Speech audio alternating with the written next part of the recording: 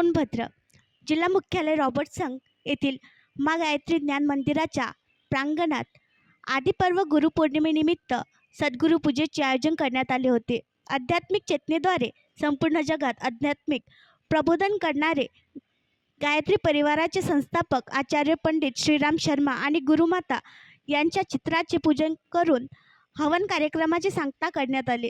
यावेळी आपले मनोगत व्यक्त करताना गायत्री परिवारातून दीक्षा घेतलेले इतिहासकार दीपक कुमार केसरवानी म्हणाले की आचार्य पंडित श्रीराम शर्मा यांचे व्यक्तिमत्व आणि कार्य अफाट आहे.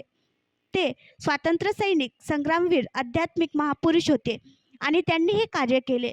त्यांनी आपल्या हयातीत 3200 आध्यात्मिक सेवा केल्या आणि गायत्री परिवाराच्या माध्यमातून वेदांच्या अभ्यासासाठी अनेक योजना राबवल्या.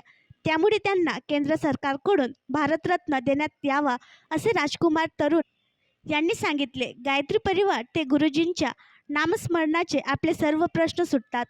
आपण सर्वांनी गायत्री परिवाराच्या अभियानात सामील होऊन पुढची पिढी सुसंस्कृत बनवली पाहिजे असे आवाहन आचार्य पंडित श्रीराम शर्मा यांनी केले. वेदांचा अभ्यास करण्याचा अधिकार देऊन शतकानुशतके वेद अभ्यासण्यावरील बंदी हटवली गेली. गायत्री परिवाराचे जिल्हा समन्वयक अरविंद कुमार सिंग यांनी कार्यक्रमास उपस्थित सर्व पाहुणे व भाविकांचे आभार व्यक्त केले. यावेळी सद्गुरुपूजन विविध विधी करण्यात आले व आयोजित भंडारा येथे भाविकांनी प्रसाद घेतला.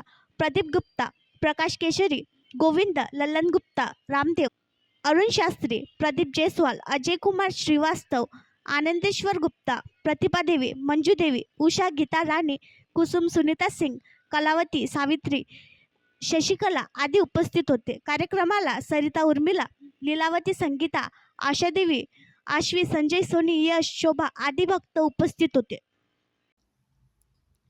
आणखी नवीन व्हिडिओ पाहण्यासाठी आमच्या देशमुख एक्सप्रेस न्यूज चॅनलला सबस्क्राईब करा, लाईक करा आणि शेअर करा.